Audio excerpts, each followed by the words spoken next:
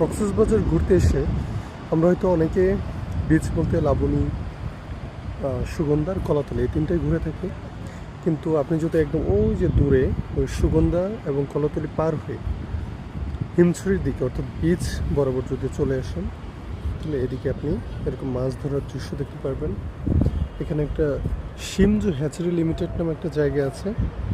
সম্ভবত এখানে জেলেরা মাছ ধরে নিয়ে আসে এবং তারপরে এগুলো আমরা পরবর্তীতে বিভিন্ন ফ্রাই হিসেবে খেতে পারি আর কি।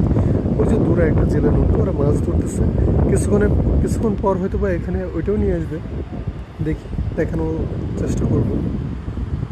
তো আপনারা একটু এক্সপ্লোর করার চেষ্টা করবেন, শুধুমাত্র ইনানি অর্থাৎ লাবণী বা সুগন্ধা না ঘুরে একটু এদিকটাতে আসলে নতুন কিছু দেখতে পারবেন, ভালো লাগবে। আর ওই যে সামনে আরেকটা হচ্ছে জাওবন টাইপের এরিয়া, এটাও সুন্দর।